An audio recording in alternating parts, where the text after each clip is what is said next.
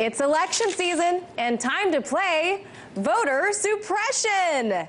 And here are your usual methods to stop the vote: voter ID, Voter Rights Act reversal, early voting, same-day registration, proof of citizenship, intimidation, disinformation, misinformation, redistricting, black box voting, ballot name removal, closed primaries, polling place closures, and your top 3 methods to suppress the vote being voter ID, early voting, and last but not least, polling place closures.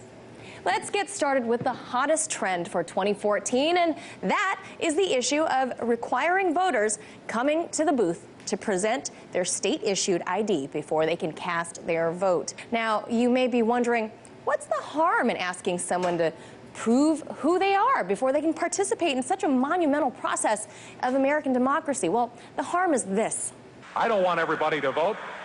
Elections are not won by a majority of people. They never have been from the beginning of our country, and they are not now. As a matter of fact, our leverage in the elections, quite candidly, goes up as the voting populace goes down. That was Paul Weyrich, a conservative leader and founder of the Heritage Foundation, as well as ALEC, the American Legislative Exchange Council. Now, this type of legislation is designed to keep out a large segment of the voting bloc and perhaps coincidentally, the voting bloc that tends to vote Democratic. Now, take a look at this.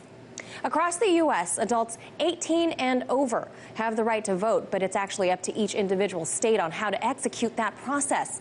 So, in the United States, this type of law would essentially legally discriminate against a large number of ethnic minorities, young people, older people, because as the numbers show, 25% of blacks in the United States don't have a form of government ID, followed by 20% of Asians, 19% of Latinos, 18% of those aged 18 to 24, and seniors don't have a form of government-issued ID. Now, those in favor of this law say that it's designed to secure the American vote. They say it's to prevent voter fraud. It's a preventative measure, you know. All of those 31 instances of in-person voter fraud since the year 2000. Early voting has shown to alleviate overcrowding at the polls and generally result in a greater turnout of voter participation, but it's precisely what some people want to stifle. And finally, we have polling place closures. If you limit the number of places that people can go vote, naturally, you're going to reduce the turnout.